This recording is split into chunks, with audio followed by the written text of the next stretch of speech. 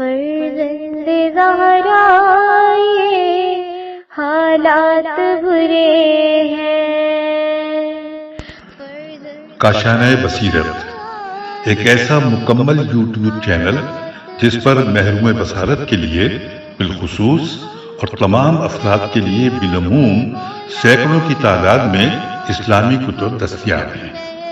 لہذا گزارش ہے کہ آپ اپنی ذمہ داری نبھاتے ہوئے کاشانۂ بصیرت کو سبسکرائب کرنے کے ساتھ ساتھ بیل آئیکن کو پریس کیجیے تاکہ آپ علم کے حصول کے ساتھ ساتھ مذہب اہل بیت کی اشاعت میں بھی اہم کردار ادا کرتے رہیں۔ کاشانۂ بصیرت، کاشانۂ بصیرت، کاشانۂ بصیرت۔ فرزند زہرا یہ حالات برے ہیں۔ بسم اللہ الرحمن الرحیم۔ السلام علیکم سامعین، کاشانۂ بصیرت کا یوٹیوب چینل میں سیمی زوار ہم پڑھ رہے ہیں کتاب مغربی تمدن کی ایک جھلک، اور یہ ہے ریڈنگ کا پارٹ نمبر 5۔ ہیڈنگ ہے اسلام کے خلاف مسیحی تبلیغات۔ اس کو پڑھنے کا آغاز کر رہے ہیں کتاب کے صفحہ نمبر 44 سے۔ آئیے باقاعدہ ریڈنگ کا آغاز کرتے ہیں۔ اسلام کے معنوی اثر و نفوذ، نون فے واو زال، نفوذ سے اصحاب کلیسا ضرورت سے زیادہ فکر مند ہیں۔ وہ چاہتے ہیں کہ اسلام کی عالمی شخصیت کو داغدار بنا دیں، اسلام کے خلاف زبردست تبلیغ کرتے ہیں اور کبھی تو افترا پردازی تک سے باز نہیں آتے، اور وہ ہر طریقے سے آفتاب حقیقت کو چھپانا چاہتے ہیں اور ایسے ایسے کام کرتے ہیں جس سے دنیا والے اسلام سے کسی طرح ہم آہنگ نہ ہو سکیں۔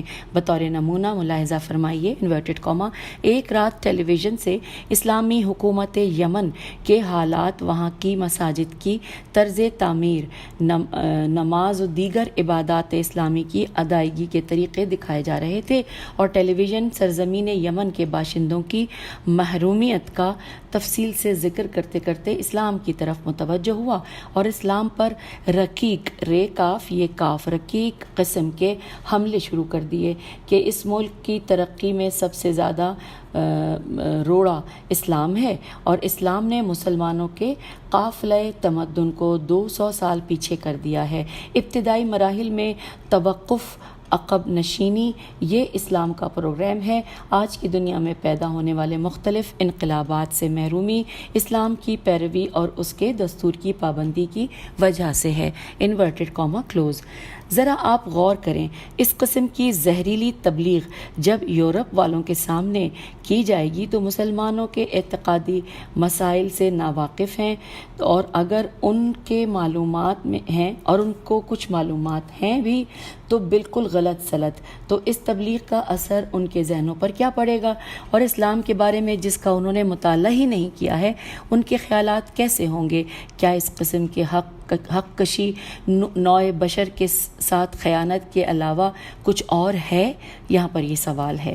اور اس قسم کی تبلیغات کے لیے کیا کہا جائے اگر مادی زندگی میں اس اہل یمن کا پچھڑے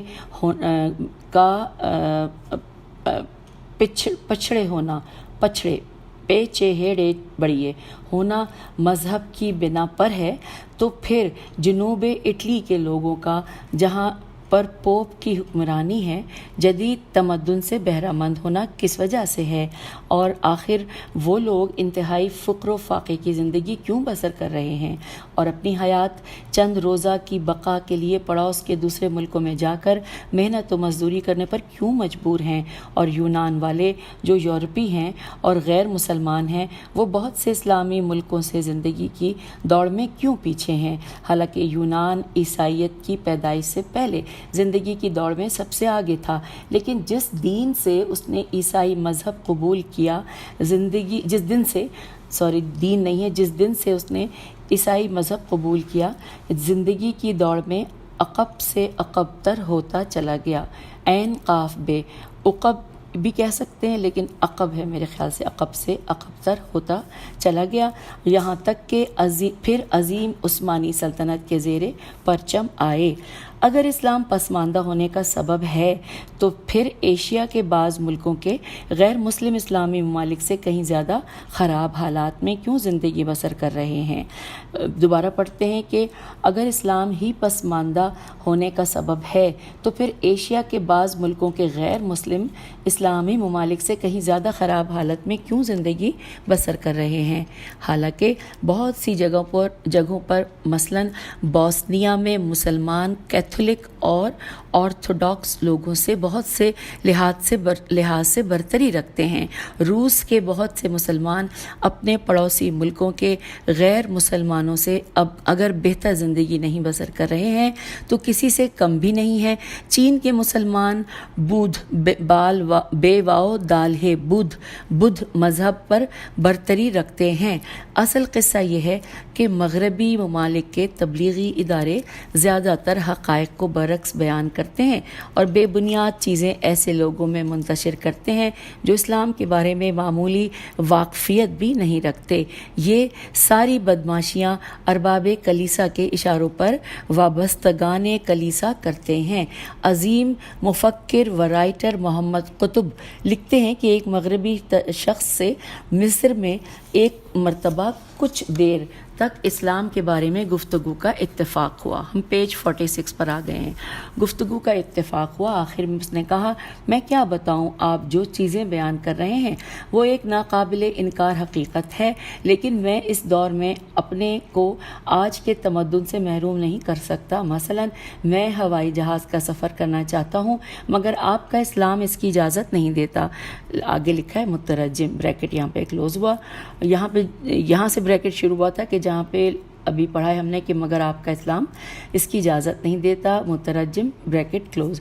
میں نے بہت ہی تعجب سے پوچھا کہ آخر آپ کو تمدن امروزہ کے لذائذ کے حصول سے کون منع کر رہا ہے؟ اس نے فوراً میری بات کے جواب میں کہا کہ کیا آپ کا اسلام گھر بیٹھ رہنے اور صحرائی زندگی کی طرف واپسی کا حکم نہیں دیتا؟ کیا آپ کا اسلام یہ نہیں چاہتا کہ ہم پھر بدوؤں کی طرح کسی زندگی بسر کرنے لگیں؟ اور یہاں پر حوالہ نوٹ کیجئے، اسلام و نابسامہ مایا نہائے روشن فکراں، صفحہ نمبر 298۔ آگے چلتے ہیں، لکھا ہے آپ نے دیکھا کہ اس مغربی کے ذہن میں کتنی غلط بات بٹھا دی گئی تھی۔ اب ذرا دوسری مثال ملاحظہ ہو، یہاں پر مترجم لکھا ہے، مترجم آگے چلتے ہیں، لکھا ہے جرمنی کے ایک ایسے ہوٹل میں میرا قیام تھا کہ جس کا مالک انگلینڈ فرانس سے آخری ڈگریاں لے کر واپس ہوا تھا اور وہ عربی زبان بھی جانتا تھا۔ ایک دن کہنے لگا کہ میں ایک موحد، میم واو ہے دال اور ہے کے اوپر تشدید ہے، ایک موحد ہوں، خدا کو پہچانتا ہوں، اس پر کامل یقین رکھتا ہوں، مگر دینی درسگاہوں نے اپنے ماننے والوں کو جس خدا کا تعارف کرایا ہے اور جس کی پرستش وہ عبادت کی طرف دعوت دیتے ہیں وہ میری سمجھ سے باہر ہے اور وہ عقل کی کسوٹی پر کسی قیمت پورا نہیں اترتا۔ فکر و ادراک اچھی طرح جانتا ہے کہ فطرت بشری کے بالکل خلاف یہ بات ہے۔ اس کے بعد اس نے بہت ہی افسردہ لہجے میں کہا کہ یکتا پرستی کی دنیا میں صحیح تعلیم کی ضرورت ہے، لوگوں کے خدا کے بارے میں جو غلط تصورات ہیں ان کو ختم کرنے کی ضرورت ہے، معرفت اس انسانی کی سطح کو حد امکان تک توحید خالص تک پہنچانا چاہیے۔ انورٹڈ کاما کلوز ہو گیا۔ پھر لکھا ہے کہ یہ بیچارہ اسلام کی خالص توحید سے بے خبر تھا، اس کو یہ بھی پتہ نہیں تھا کہ توریت و انجیل میں کافی تحریف کی وجہ سے وحدانیت کا تصور مسخ ہو چکا ہے اور قرآن میں یہ بات نہیں ہے۔ اس کا خیال تھا کہ عہد قدیم کے کتابوں کی طرح قرآن نے بھی خدا کا تصور پیش کیا ہے اور قرآن بھی حلول کا قائل ہے، ہے لام واو لام، حلول کا قائل ہے۔ پیج 47 پہ ہم آ گئے ہیں۔ اس کے بعد دین اسلام کے اصول سے متعلق ایک مختصر رسالہ جو جرمنی زبان میں چھپا تھا میں نے اس کے حوالے کیا، آپ اس کا مطالعہ فرمائیں۔ اب لکھا ہے کہ عیسائیوں کی غلط تبلیغ ہی کیا کم ہے کہ اس پر ہمارے بعض ہم وطن مسلمان ہونے کی حیثیت سے مغربی ممالک میں جا کر ایسے اعمال و کردار کا مظاہرہ کرتے ہیں جس سے اسلام کے بارے میں مزید غلط فہمی پیدا ہوتی ہے۔ یہی جرمنی ہوٹل والا ایرانیوں کے اعمال و کردار کو دیکھ کر کسی ایرانی کو اپنے ہوٹل میں جگہ ہی نہیں دیتا تھا۔ اس کے ایک قریبی دوست نے بہت اصرار کر کے اس کو آمادہ کیا کہ مجھے اپنے ہوٹل میں چند دن کے لیے جگہ دے دے۔ چند ہی دنوں میں اس کا اعتماد میرے اوپر ضرورت سے زیادہ ہو گیا، اور یہ اعتماد اس لیے نہیں پیدا ہوا کہ میں نے خلاف عادت ضرورت سے زیادہ اس کے اعتماد کو بحال کرنے کی کوشش کی، نہیں، بلکہ صرف میں نے خلاف قاعدہ کوئی کام نہیں کیا، اس لیے اس کا اعتماد میرے اوپر بہت ہو گیا اور وہ میرا بہت زیادہ احترام کرنے لگا۔ چونکہ وہ مبالغہ آمیز میری تعریف کرتا تھا، اس لیے اس کا ذکر نہیں کروں گا۔ حد یہ ہو گئی کہ اگر اس کا کوئی مہمان آتا تھا تو میرا کمرہ اپنے مہمان کو دے دیا کرتا تھا اور مجھ سے کہتا تھا کہ رات کو میرے کمرے میں سو رہنا، حالانکہ اس کے کمرے میں اس کے سارے کاغذات اور تمام ضروری چیزیں میزوں پر رکھی رہتی تھیں۔ ایک مدت کے بعد مجھے وہ جگہ بدلنی پڑی۔ جب میں جانے لگا تو اس نے میرا پتہ نوٹ کر لیا۔ اس کے بعد جب کوئی ایرانی آتا تھا تو وہ پہلے مجھے ٹیلی فون کر کے پوچھ لیتا تھا کہ اگر آپ ضامن ہوں تو میں اس کو جگہ دوں، چونکہ نئے آنے والے مسافرین جن کا پہلے سے کوئی انتظام نہ ہو ان کے لیے کمرہ حاصل کرنا اور ابتدائی ایام گزارنا بہت مشکل ہے۔ اس لیے یہ سوچ کر کہ میرے ہم وطن ہیں پریشان نہ ہوں، میں ان کی ضمانت کر لیا کرتا تھا۔ ایک رات کچھ نئے ایرانی آئے اور ان کو جگہ نہ مل سکی تو میں نے ان لوگوں کو اسی ہوٹل میں بھیج دیا۔ صبح کو مالک کا فون آیا کہ رات کو آنے والے مسافر بہت بد اخلاق تھے، مجھے انہوں نے سخت تکلیف پہنچائی۔ میں نے بڑی شرمندگی کے ساتھ اس سے معذرت کی اور اس کے بعد طے کر لیا کہ اب کسی کی سفارش نہ کروں گا۔ اب آگے پیج 48 پر پھر لکھا ہے کہ اس زمانے میں جبکہ دنیا بہت حساس ہو گئی ہے، اسلام کے لیے بہترین موقع ہے کہ تبلیغ کر کے متمدن اقوام کے دلوں کو تسخیر کیا جائے۔ اس زمانے میں حالات بہت سازگار ہو چکے ہیں کہ آئین مقدس اسلام کو دنیا کے سامنے پیش کیا جائے۔ میں یہ جانتا ہوں کہ کسی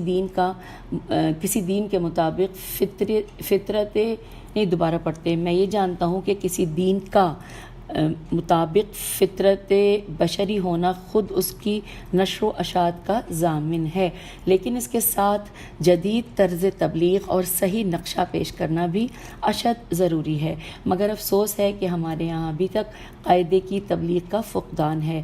غلط طریقہ تبلیغ چاہے وہ فرد کی کوشش سے ہو یا جماعت کی کوشش سے، اس سے کوئی فائدہ نہیں ہو سکتا، اور اگر کبھی اس کا اثر ہوا بھی تو بہت کم ہوتا ہے، جو بعد مخالف کے جھونکوں کو برداشت نہیں کر سکتا۔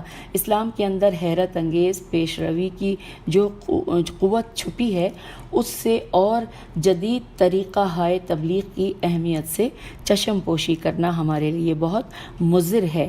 بہترین قوانین اور عمدہ سے عمدہ آئیڈیا رکھنے کے باوجود ہمارا سکوت و جمود قابل تعجب ہے۔ یہی وہ اسباب ہیں جن کی بنا پر دوسرے لوگ بڑے پیمانے پر اسلام کے خلاف پروپیگنڈا کرنے میں کامیاب ہو جاتے ہیں۔ اور یہاں پر یہ چیپٹر مکمل ہوا۔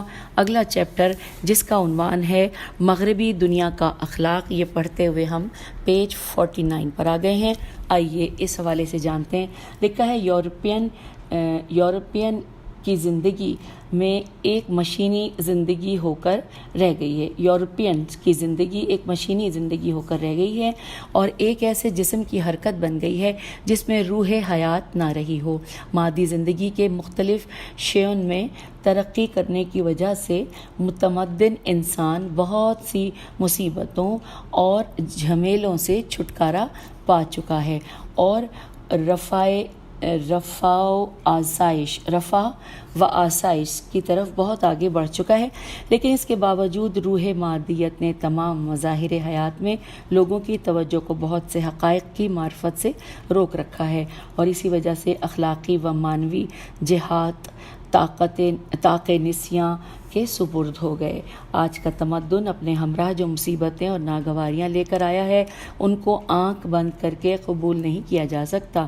اب تک جتنے بھی ایجادات، اکتشافات، الف کاف تے سے الف نہیں اکتشافات ہے، یہ سے نہیں ہے، شین ہے، الف کاف تے شین الف فے الف تے، اکتشافات زندگی کو سہل بنانے اور تمدن کو آگے بڑھانے کے لیے کیے گئے ہیں۔ وہ انسانی تشویش و فکری ناراحتی کو نہ تو دور کر سکتے ہیں اور نہ ہی اجتماعی خطرناک قسم کے بحران و مشکلات کو دور کر کے معاشرے کی خوشبختی و راحت کو واپس لا سکتے ہیں۔ انسان مختلف جسمانی ضرورتوں کے علاوہ ایک آتش معنوی عین توئے شین آتش معنوی اور طلب روحی بھی رکھتا ہے۔ انسان جس طرح جسمانی لذتوں کا شیفتہ و شیدائی شین یہ فیتے ہے شیفتہ و شیدائی ہے، اسی طرح فکری پناہ گاہ اور معنوی ضرورتوں کا بھی خواہش مند ہے تاکہ مادے کے علاوہ دوسری ضرورتوں کو پورا کر سکے۔ افکار انسانی کو دائرۂ مادیت کے اندر محدود کرنا ایک ناقابل معافی گناہ ہے اور فطرت انسانی سے کسی بھی طرح ہم آہنگ نہیں ہے۔ اگلا صفحہ پیج 50 پر لکھا ہے، بشریت کی بزرگ ترین تمنا یعنی سعادت بخش زندگی کا پہلا مرحلہ اس وقت شروع ہوتا ہے جب فکر اپنی سیر تکامل میں تمدن مادی کے مرحلے سے گزر جائے اور صنعتی و علمی تعجب خیز صلاحیتوں کی ترقی ہو جائے اور روحانی قوتیں بروئے کار آ جائیں اور کمالات انسانی کی اس منبع سے صحیح فائدہ حاصل کیا جانے لگے، کیونکہ ان دونوں قوتوں کے توازن کے بغیر 100% سواد سے ہے 100% انسانی سعادت حاصل نہیں کی جا سکتی۔ نیکسٹ پیراگراف ہے، اخلاقی و اجتماعی عیوب کو دیکھنے کے بعد ہمیں یقین ہو جاتا ہے کہ بشری تکامل کے اسباب شائستہ طریقے سے پورے نہیں ہیں اور آج کے انسان نے خوش بختی کے اسباب معلوم کرنے میں اشتباہ کیا ہے۔ الف شین تے بے الف اور گول ہے، اشتباہ کیا ہے۔ لکھا لیکن اسی کے ساتھ یہ بات بھی مسلم ہے کہ صفحات تاریخ میں کوئی بھی قوم ایسی نہیں گزری ہے کہ جس کی زندگی کے تمام گوشوں میں فساد ہی فساد ہو اور کوئی خوبی ان کے اندر موجود ہی نہ ہو۔ اسی طرح مغربی دنیا میں تمام تر اخلاقی مفاسد کے باوجود ابھی کچھ خوبیاں باقی ہیں۔ مثلا زیادہ تر لوگ امانت دار ہیں، سچے ہیں، اگرچہ ان خوبیوں سے ان برائیوں کا جبران نہیں ہو سکتا۔ جیم بے رے الف نون اور جیم کے اوپر زبر ہے، جبران نہیں ہو سکتا۔ یہ چیزیں اخلاقی فضائل میں یقیناً شمار ہوتی ہیں، مگر یہ بھی تو ممکن ہے کہ یہ چیزیں مختلف مصالح میم صاد الف لام ہے مصالح کی بنا پر کی جاتی ہوں اور کچھ خاص عوامل و اسباب کے ماتحت بجا لائی جاتی ہوں۔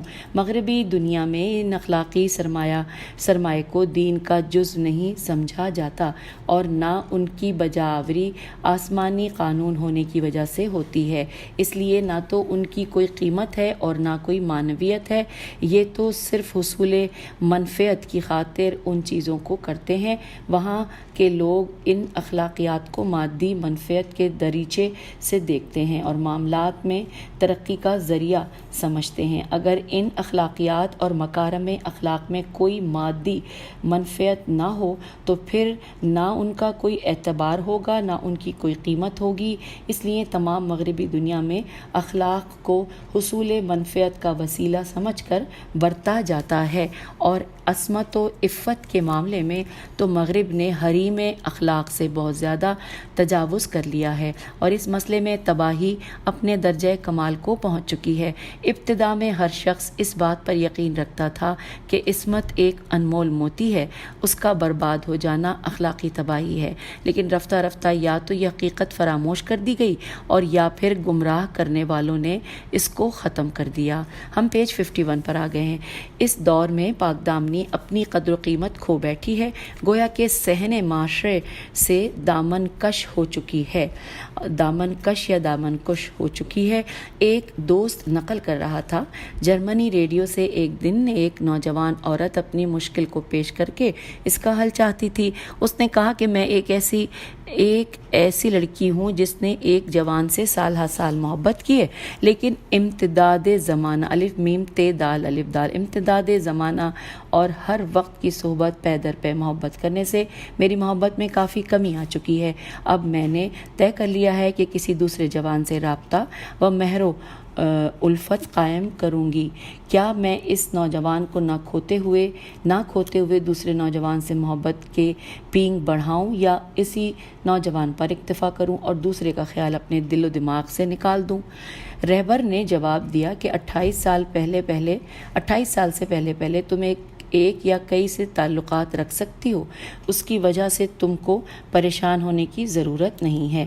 سوچنے کی بات یہ ہے کہ جن مقامات سے نفوس بشری کی تہذیب و اصلاح ہونی چاہیے، عفت تقوی فضیلت کی ترویج کرنی چاہیے، انہی مقامات سے ترویج فحشا و منکر ہو رہی ہے اور خود راہنما انحراف و ناپاکی و گمراہی کا مرتکب ہونے کے ساتھ ساتھ اس قسم کے لوگوں کی پشت پناہی بھی کرتا ہے اور اخلاقی قید و بند کو توڑ دینے کا حکم عام کرتا ہے اور روابط خصوصی کے ضمن میں شادی سے پہلے فحشا کے مفہوم واقعی کو بدلنا چاہتا ہے۔ ہم آ گئے ہیں پیج نمبر 52 پر۔ بدلنا چاہتا ہے اور آزادی مطلق کے نام پر شادی سے پہلے کی بے راہ روی کو بے عفتی کے دائرے سے خارج کرنا چاہتا ہے اور لوگوں کو شرف و تقوی کے برخلاف ابھارتا ہے۔ پھر اس کے بعد لکھا ہے اگلے پیراگراف میں کہ ویل ہجے کر لیتے ہیں، ویل ڈورانٹ، واو یہ لام، ڈال واو، رے الف نون ٹے، مشہور جامع شناس تحریر کرتے ہیں کہ شہری زندگی کچھ ایسی ہو گئی ہے کہ جو آدمی کو شادی بیاہ سے روکتی ہے۔ یہاں کی زندگی لوگوں کی جنسی شہوت کو ہمہ وقت رابطۂ جنسی کی بنا پر ابھارتی رہتی ہے، جس کا نتیجہ یہ ہوتا ہے کہ نامشروع طریقے سے میم شین رے واو عین نشروع طریقے سے اس جذبے کو سکون پہنچانا بہت آسان ہو گیا ہے۔ جس تمدن کے اندر شادی بیاہ میں تاخیر کی جاتی ہو اور اتنی زیادہ کہ کبھی کبھی 30 سال کے نوجوان غیر شادی شدہ ہوتے ہیں، وہاں اس کے سوا ہو بھی کیا سکتا ہے کہ انسان وقف ہجانات جنسی کو ہو کر رہ جائے اور غلط باتوں سے اپنے کو بچانے کی قوت کمزور پڑ جائے، اور یہی وجہ ہے کہ پاک دامنی جو کبھی فضیلت میں شمار ہوتی تھی اب اس کا تمسخر اڑایا جاتا ہے۔ شرم و حیا جو کبھی انسان کی زیبائش میں 4 چاند لگاتی تھی اب وہی شرم و حیا ناپسندیدہ عنصر بن چکی ہے۔ نوجوان اپنے گناہوں پر فخر کرتا ہے، عورتیں مردوں سے مساوات کے چکر میں گرفتار عشق و ہوے سے نامحدود ہو جاتی ہیں اور اس کے نتیجے میں عورت و مرد شادی بیاہ سے پہلے ہی اپنے ارمان پورے کرنے لگتے ہیں۔ سڑکیں رنڈیوں سے خالی دکھائی دیتی ہیں مگر اس کی وجہ پولیس کا خوف نہیں ہے بلکہ آزاد خیال بے پردہ گھومنے والی لڑکیوں نے رنڈیوں کے بازار کو ٹھنڈا کر دیا ہے۔ حوالہ ہے کتاب لذات فلسفہ، صفحہ نمبر 12۔ آدمی کی فطرت کا تقاضا ہے کہ اپنی قوتوں کو کنٹرول کر کے معتدل طریقے سے خرچ کرے۔ خلاف فطرت اقدام ناگوار نتائج پیدا کرنے کا سبب ہوتا ہے۔ آزادی فکر کے ضمن میں انسان جس راحت و خوشبختی کا متلاشی ہوتا ہے وہ قانون فطرت کو پامال کرنے کے بعد کبھی حاصل نہیں کر پاتا۔ مغرب نے اپنے یہاں شہوت رانی کو عام کر دیا ہے، لیکن کیا شہوت پرست اس آزادی سے سیر ہو گئے؟ ان کی پیاس بجھ گئی ہے؟ کیا بچوں کی دیوانگی، اعصابی کمزوری، جرم و انتحار، الف نون تے ہے الف رے، انتحار، اضطرابات اسی آزادی اور جنسی بے راہ روی کے نتائج نہیں ہیں؟ یہاں پر بڑا سا سوالیہ نشان ہے۔ سویڈن میں تقریباً ربع صدی کی کامل جنسی آزادی نے جوانوں کے اندر کتنے وحشتناک قسم کے درد انگیز حالات پیدا کر دیے کہ جس سے ذمہ داروں کا ناطقہ بند ہو گیا اور مجبوراً ایسے خطرناک اور وحشتناک قسم کے حالات پر پارلیمنٹ میں غور و خوض کرنا پڑا اور وزیر اعظم نے کھلم کھلا کہا کہ 20 سال کے اندر ہم نے جو غلطی کی ہے اس کے تدارک کے لیے 40 سال کی مدت درکار ہے۔ اگلے پیراگراف میں لکھا ہے کہ فیرے یہ ڈال فریڈ کے گمراہ کنندہ اصول کے ماتحت لوگ جنسی شہوت میں مبتلا ہو کر بالکل حیوانوں کی سی زندگی بسر کرنے لگے ہیں اور اس نے لوگوں کو تے میم الف یہ لام الف تے تمایلات جنسی کے کیچڑ میں غوطہ دے دیا ہے، اور اس کا نتیجہ یہ ہوا کہ جنسیات اخلاق سے الگ ایک چیز ہو گئے، اور جس دین سے عفت و عصمت تباہی و بربادی کی غار میں گری ہے، اور جس دن سے دین نہیں ہے، اور جس دن سے عفت و عصمت تباہی و بربادی کی غار میں گری ہے، پھر اس کے روکنے کے لیے کسی بند کا تصور ہی نہیں ہو سکا۔ اسی قسم کی تعلیمات کا نتیجہ مندرجہ ذیل دیے جانے والے اعداد و شمار میں ہیں۔ فاتح حکومتوں کے نوجوان جنہوں نے جرمنی عورتوں کے ساتھ معاشرت کی ہے، ان کے بارے میں مغربی جرمنی نے چند سال کے اندر جو نتائج بتائے ہیں وہ یہ ہیں کہ اس معاشرت کے نتیجے میں 2 لاکھ ناجائز بچے ہوئے جو اب تک جرمنی حکومت کے زیر سرپرستی پرورش پا رہے ہیں۔ ان میں سے 5000 بچے سیاہ پوست ہیں، اور بقول جرمنی حکومت کے ناجائز پیدا ہونے والے بچوں میں بچانے والوں کی یہ تعداد 10واں حصہ ہے، ورنہ زیادہ تر اسقاط موت یا ماؤں کے گلا گھونٹ دینے کی وجہ سے اس دنیا میں نہ رہ سکے۔ ہم پیج 54 پر آ گئے ہیں۔ لکھا یہ بات ملحوظ رکھنی چاہیے کہ یہ صرف مغربی جرمنی کے اعداد و شمار ہیں، مشرقی جرمنی کی صحیح تعداد کی اطلاع ہمارے پاس نہیں ہے۔ یقیناً گمان غالب کے ساتھ یہ بات کہی جا سکتی ہے کہ مشرقی جرمنی کے حالات اگر اس سے بدتر نہیں ہیں تو اس سے بہتر بھی نہیں ہیں۔ یہاں پر کتاب کا حوالہ ہے خواند پنہاسال، اور آگے لکھا ہے اس کے 15 اور پھر ہے شمارہ 110 یہ حوالہ جات تھے اس کے۔ آگے چلتے ہیں، لکھا ہے دوسرے مغربی ممالک بھی جرمنی سے پیچھے نہیں ہیں۔ سب سے زیادہ تکلیف دہ بات وہ ہے کہ جو مجلس امور اخلاقی میں تسلیم شدہ ہے، اس میں یہ بات کہی گئی ہے کہ انگلستان کے مرکز میں واقع ہونے والے نارتھمپٹن نون الف ر ت ہ میم پہ ٹے نون نارتھ ہیمپٹن میں ناجائز بچوں کے اوسطاً تعداد 50% ہے، اور اس میں اس بات کی بھی تشریح کی گئی ہے کہ ناجائز بچوں کی افزائش نسل کا سلسلہ اس وقت سے شروع ہوا ہے کہ جب یہ حصہ زراعت پیشہ کسانوں سے خالی ہو کر صنعتی بنا۔ حوالہ ہے طلاق و تجدد، صفحہ نمبر 34۔ پھر لکھا ہے کہ ڈال کریجی، ڈال الف لام کاف رے یہ خے جیم خے چھوٹی ہے یا نون جیم یہ کرنجی، ڈال کرنجی لکھتے ہیں کہ امریکہ کی ایک علمی انجمن نے شوہروں کی اپنی بیویوں کے ساتھ خیانت کا ایک اعداد و شمار جمع کیا تھا، جس میں اس بات کا لحاظ رکھا گیا تھا کہ ایسے شوہروں کو پیش نظر رکھا جائے جو مختلف طبقے اور مختلف سن و سال کے ہوں۔ اس اعداد و شمار سے پتہ چلتا ہے کہ تقریباً آدھے شوہر اپنی بیویوں سے خیانت کرتے ہیں، اور کچھ لوگ پابندی سے اس عمل کو کرتے ہیں، اور دوسرے آدھے شوہر جو اپنی بیویوں کا پاس و لحاظ کرتے ہیں وہ یا تو بربنائے مجبوری اور خوف اور رسوائی کی وجہ سے ہے یا عدیم الفرصتی کی وجہ سے ہے۔ چند سال پہلے نیو یارک میں ایک تھوڑی سی مدت کے لیے مکالمہ ٹیلی فونی کے ذریعے ریسرچ کی گئی تو پتہ چلا کہ بہت سی عورتیں بھی اپنے شوہروں سے خیانت کرتی ہیں۔ حوالہ ہے آئین کامیابی، یہ کتاب کا نام ہے، یہاں پہ صفحہ نہیں لکھا۔ پیج 55 پہ ہم آ گئے، لکھا ہے حکومت ہائے متحدہ امریکہ کے تمام اسپتالوں میں 650 اسپتال صرف جنسی بے راہ روی سے پیدا ہونے والے امراض کے لیے مخصوص ہیں۔ ان میں 1.5% لوگ اپنے معالج خصوصی یا خاندانی حکیم کی طرف رجوع کرتے ہیں۔ اچھا، اس کے بعد آگے لکھا ہے کہ ہر سال امریکہ میں 30 سے 40 ہزار بچے فرائض زوجیت کی ادائیگی کے سلسلے میں ہونے والی بیماریوں سے مرتے ہیں۔ آگے لکھا ہے کہ امریکہ میں ان بیماریوں سے مرنے والوں کی تعداد دیگر امراض سے مرنے والوں کی تعداد سے کہیں زیادہ ہوتی ہے، اور اس کا حوالہ ہے کتاب قوانین جنسی، صفحہ 304۔ پھر لکھا ہے کہ سیکسولوجی رسالہ دسمبر 1960 کے سر مقالہ میں لکھتا ہے کہ سالہائے ما سبق کے بنسبت ناجائز بچوں کی کثرت پیدائش امریکہ کے لیے عظیم درد سری کا باعث بن گئی ہے۔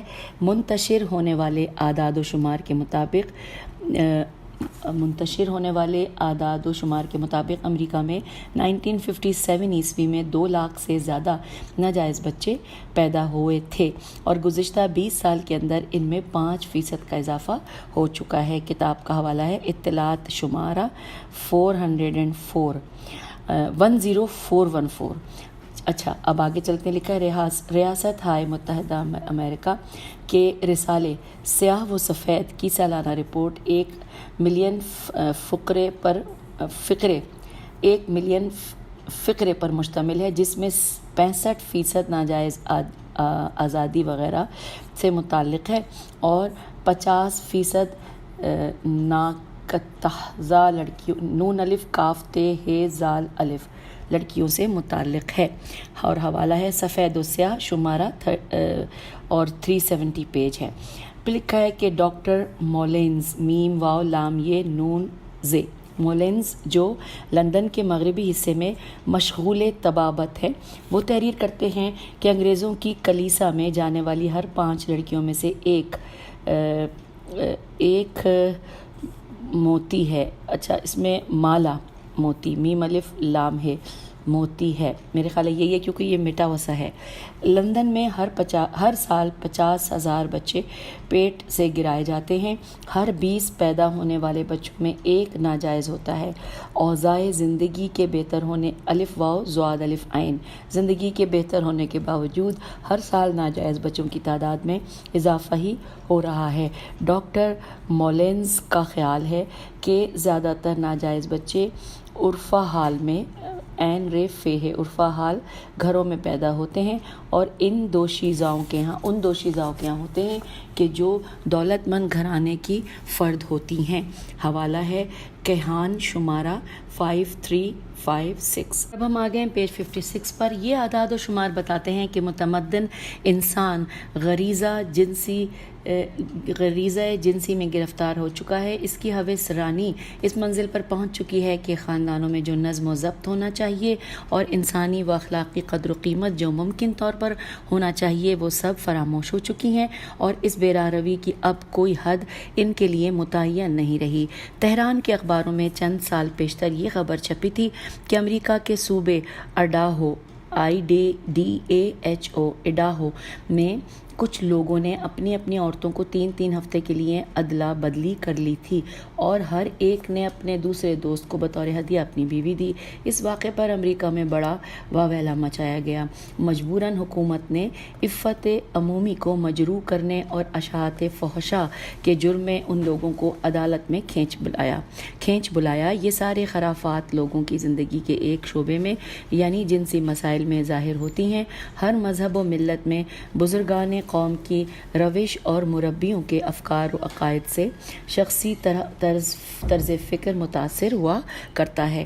اب وہ طبقہ جو خود معاشرے کی رہبری کا ضامن ہوتا ہے، اس کی طرف سے اس قسم کے مفاسد کی نشر و اشاعت ہر چیز سے زیادہ اخلاقی عمومی کو برباد کرتا ہے، اور چونکہ ہر فرد تقاضائے فطرت کے ماتحت نفسانی شہوات کی طرف مائل ہوتا ہے، اس لیے مربیوں کی بری تعلیم ہر قسم کے اخلاقی دستور سے زیادہ اثر انداز ہوتی ہے اور اس معاشرے کے افراد کے ذہن و فکر پر زیادہ اثر ڈالتی ہے۔ جو بھی اس قسم کے مکتب بیراہ روی میں تعلیم پائے گا اور ایسے معاشرے میں پرورش پائے گا، وہ قہری طور پر اپنے اندر بے حساب آزادی کا احساس کرے گا۔ عفت و عصمت اس کی نظر میں ایک بے معنی چیز ہوگی اور اس کے افکار کی جولانی دائرہ شہوات نفسانی سے آگے نہیں بڑھ سکے گی۔ رذائل اخلاقی کی جانب داری کرنے والے در حقیقت ایک ایسی نسل گناہگار کی پرورش کرنے کے ذمہ دار ہیں جو نسل آستانہ خواہش نفسانی پر کمزور و نحیف ثابت ہو اور عقل و وجدان ان کے کندھے پر جو بوجھ ڈالے اس کو آسانی سے اٹھا نہ سکے۔ کینیڈی نے 1962 میں اعلان کیا کہ امریکہ کا مستقبل تکلیف دہ ہے، اور کیونکہ بے راہ روی اور شہوتوں میں ڈوبے جوان اپنے فرائض کو بخوبی انجام دے سکنے پر قادر نہ ہوں ہوں گے. مثلاً فوج میں لیے جانے والے 7 افراد 6 نالائق ہوں گے، اور کیونکہ شہوات نفسانی میں غرق ہونے کی وجہ سے ان کی بدنی اور روحی قوت ختم ہو چکی ہے. خروشچوف، یہ تو بڑا مشکل ورڈ ہے، خروشچوف، خیر واو شین چے واو فے، نے بھی کینیڈی کی طرح 1962 عیسوی میں اعلان کیا روس کا مستقبل خطرے میں ہے اور مستقبل کے نوجوانوں سے کوئی امید وابستہ کرنا دانش مندی نہیں ہے، کیونکہ یہ لوگ زنجیر بے راہ روی میں گرفتار ہیں. کتنے تعجب کی بات ہے کہ علم و صنعت کے اس دور ترقی میں نسل جوان کی مشکلات کے سامنے متمدن دنیا نے گھٹنے ٹیک دیے، اور صنعتی تمدن کے پیٹ سے روزانہ ایک نہ ایک ایسی چیز پیدا ہوتی رہتی ہے جو خستگی روح کا باعث ہے. کبھی فوجیوں کا دستہ غیر موزوں و نامنظم حرکات کرتا ہوا ظاہر ہوتا ہے اور جوانوں کے گروہ در گروہ ان کے پیچھے لگ لیتے ہیں، تو کبھی ہیپی متمدن مرکزوں میں گھاس کی طرح اگنے لگتے ہیں، اور ہپی متمدن مرکزوں میں گھاس کی طرح اگنے لگتے ہیں اور خشک مادی تمدن کے خلاف انقلاب برپا کرتے ہیں. اخلاقی و معنوی قدرت و قیمت کو موہوم و بے اساس سمجھتے ہوئے معقول زندگی کا مذاق اڑاتے ہیں، اور پھر زمانے کے تمدن سے روگرداں ہو کر قید و بند کی زنجیروں کو توڑ کر اس طرح حیران و سرگرداں ہو جاتے ہیں کہ اپنے لیے کوئی روحی پناہ گاہ نہیں پاتے. اسی قسم کی اجتماعی خرابیاں اور عوامل انحراف سے تاثر اور مظاہر فساد آلودگی کے مقابلے میں ان کا احساس اس حقیقت کی نشاندہی کرتا ہے کہ موجودہ تمدن نے معاشرے کے افراد کو ایک مشین کے پرزے بنا دیے ہیں. ان میں اتنی صلاحیت نہیں ہے کہ انسان کے فطری و روحی تقاضوں کو قانع کر سکیں، قاف الف نون عین کر سکیں، اور عواطف عین واو الف طیف عواطف انسانی کا صحیح جواب دے سکیں. خودکشی کی کثرت بھی انہی اسباب کی وجہ سے ہوتی ہے. لوگ اگرچہ مادی زندگی کے لحاظ سے آسودہ حال ہیں، لیکن خودکشی کی تعداد روز بروز بڑھتی ہی جا رہی ہے. پولیس کے بیان کے مطابق 1976 عیسوی میں مغربی جرمنی کے 10,000 سے زیادہ افراد نے خودکشی کی، اور اسی سال 6,000 سے زیادہ مردوں نے اور 7,000 سے زیادہ عورتوں نے جرمنی میں خودکشی کرنی چاہی، جن کو بچا لیا گیا. اور اس کا حوالہ ہے مجلہ تندرست. پھر لکھا ہے کہ معاشرہ فرانس جو جدید تمدن میں ہر جگہ سے آگے ہے، وہاں ہر سال 35,000 افراد خودکشی کرتے ہیں. امریکی جوانوں میں نشہ آور چیزوں کا استعمال اس کثرت سے ہو گیا ہے کہ آخری ایام میں نیو یارک کی پولیس نے ایسے 38 جوانوں کی لاش تلاش کی کہ جن کی عمر 16 سے 35 سال کے اندر تھی اور جن کی موت کا سبب نشہ آور چیزوں کا استعمال تھا. ان میں بعض مرنے والے جوان تو ایسے تھے کہ مرنے سے پہلے اپنے بازوؤں سے سرنج بھی نہ نکال پائے تھے. نشہ آور چیزوں میں ان لوگوں کے نزدیک ہیروئن کو پہلا درجہ حاصل ہے. اس وقت صرف نیو یارک میں 1 لاکھ آدمی ہیروئن کا عادی ہے. مالداروں میں لکھا ہے کہ ہنر پیشہ لوگ سب سے زیادہ ان چیزوں کے عادی ہیں. نیو یارک کے ایک حکیم نے کہا ہے کہ امریکہ کے مشہور ترین ہنر پیشہ افراد ایک شخص 24 گھنٹے میں 10 مرتبہ نشہ آور دوا کے استعمال کا عادی ہے، اور ایک مرتبہ میں استعمال ہونے والی نشہ آور دوا کی قیمت $60 ہے. وہ حکیم مزید کہتا ہے کہ بہت سے مشہور لوگ جو سکتہ قلبی کے شکار ہو کر مر جاتے ہیں، ان میں سے اکثر اس نشہ آور دوا کے عادی ہوتے ہیں. حوالہ ہے اطلاعات شمارہ، صفحہ نمبر 13 اور 14 اور 15. پھر لکھا ہے کہ امریکہ جیسے متمدن ملک میں ہر 25 منٹ پر ایک عظیم جرم کا ارتکاب کیا جاتا ہے، اور ہر 24 گھنٹے میں 3 قتل، 5 زنا بالجبر، 30 بڑی چوریاں اور 3,000 چھوٹی چوریاں ہوتی ہیں. آخری پیراگراف لکھا ہے عجیب و غریب بات یہ ہے کہ اسی امریکہ میں تباہ کاروں کے مبارزے اور قانون اختصاص کے اجرا کے لیے $4 ملین تک دیے گئے ہیں۔ نیو یارک میں تباہ کاری کرنے سے پہلے $100 ملین تک بطور پیشگی دیے جاتے ہیں، اور اس میں حوالہ ہے روح بشر صفحہ 32۔ یہ وہ روش ہے جس کی طرف خود باختہ لوگ لوگوں کو دعوت دیتے ہیں اور اس قسم کی لیڈری پر فخر کرتے ہیں۔ تو پیج 59 پہ آپ سے ہم اجازت چاہتے ہیں، اگلی نشست میں اس سے آگے چلیں گے نئے چیپٹر پر، کیونکہ یہاں چیپٹر بھی مکمل ہو گیا۔ خدا حافظ، فی امان۔